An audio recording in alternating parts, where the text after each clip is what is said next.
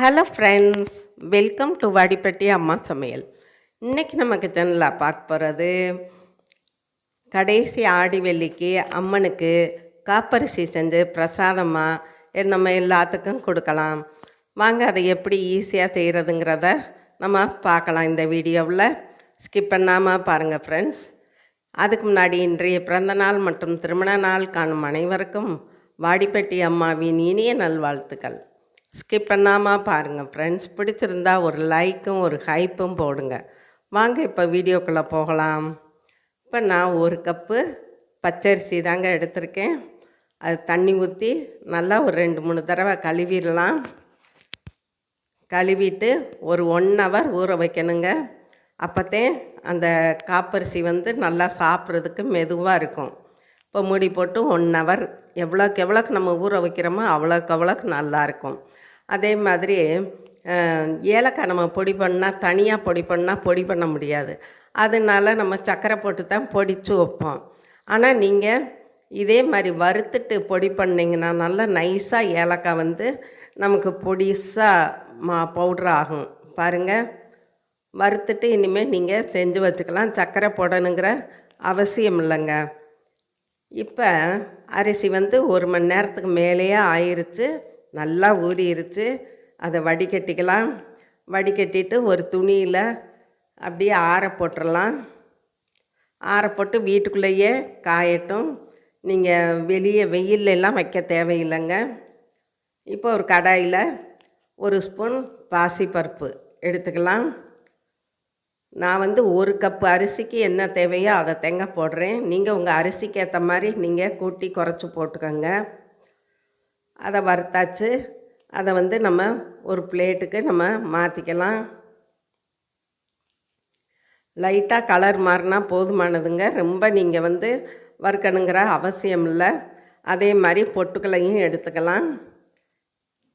எடுத்துட்டு அந்த சூடு வரந்தட்டிக்கும் பொட்டுக்கல்லையை நம்ம வறுத்து எடுத்துக்கலாம்.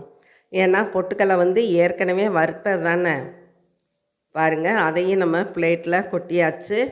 இப்போ எள் எடுத்திருக்கேன். அதே அளவு தாங்க எடுத்திருக்கேன்.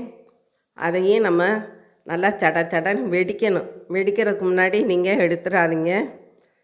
வெடித்த பின்னாடி நீங்கள் எடுத்து கொட்டி வச்சுக்கோங்க. அப்போத்தான் டேஸ்ட்டாக இருக்கும். பாருங்கள், வெடிக்குது டப்புன்னு.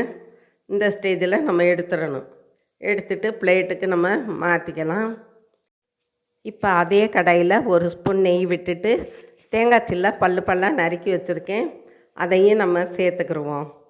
சேர்த்துட்டு நல்லா செவக்க வறுக்கணும். அப்போத்தான் நம்ம சாப்பிடும்போது நல்லாயிருக்கும். ரொம்ப கருக விட்டுறாதீங்க. அதே டயத்தில் வெள்ளையாகவும் எடுத்துடாதீங்க. கலர் மாறணும்.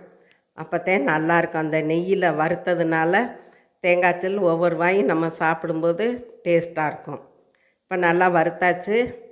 அதையும் நம்ம பிளேட்டில் கொட்டிக்கலாம். பாருங்கள், இப்போ பிளேட்டில் மாற்றி வச்சாச்சுங்க.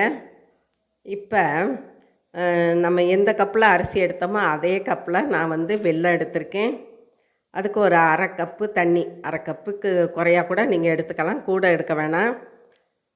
இப்போ இந்த வெல்லம் கரையட்டும் ஃபஸ்ட்டு.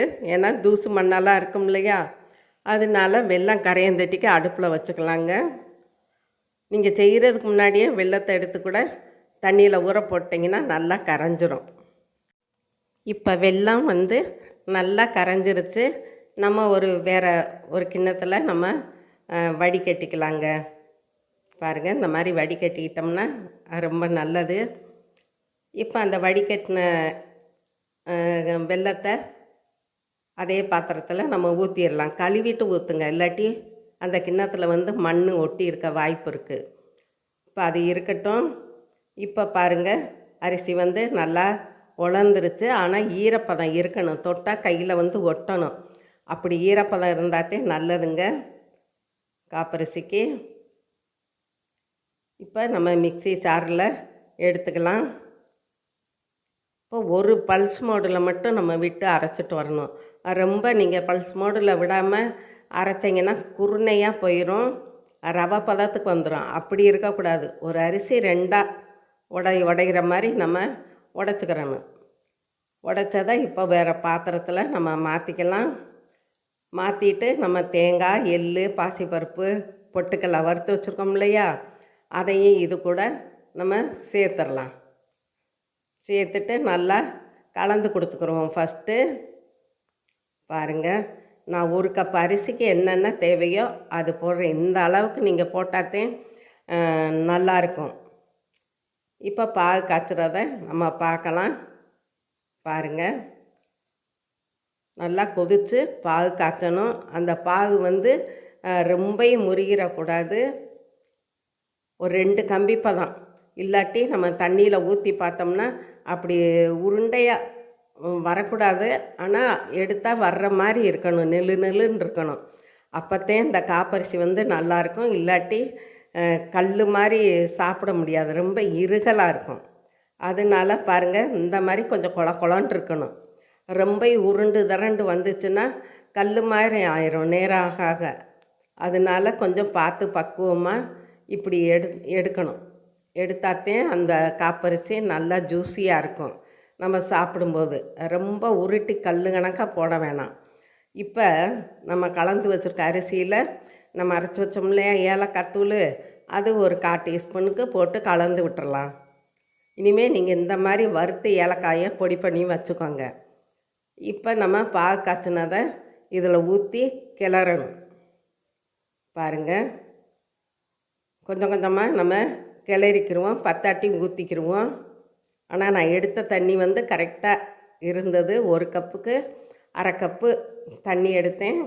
பாருங்கள், மிச்சம்லாம் இல்லைங்க, எல்லாத்தையுமே நான் சேர்த்துட்டு நல்லா கிளறி கொடுத்துக்குருவோம்.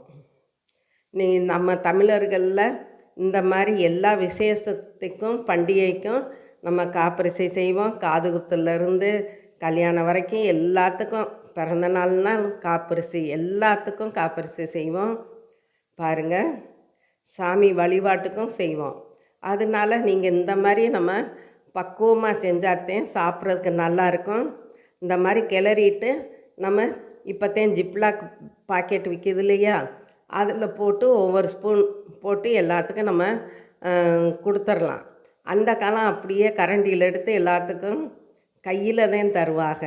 பிசு பிசுன்னு இருக்கும், சாப்பிட்டு முடிக்கவங்களையும். பாருங்கள், அவ்வளோதாங்க, நம்மளோட கடைசி ஆடி வெள்ளிக்கிழமைக்கு அம்மனுக்கு பிரசாதமாக காப்பரிசி சும்மா ஜம்முன்னு ரெடி ஆயிடுச்சு. இதுவரை சப்ஸ்கிரைப் பண்ணாதவங்க சப்ஸ்கிரைப் பண்ணுங்கப்பா. ஆளுங்கிற பெல் பட்டனை தொடுங்க. லைக் பண்ணுங்கள், ஷேர் பண்ணுங்கள், கமெண்ட் பண்ணுங்கள். நீங்களும் உங்கள் வீட்டில் ட்ரை பண்ணுங்கள், சாப்பிடுங்க, சந்தோஷமாக இருங்க. நன்றி, வணக்கம்.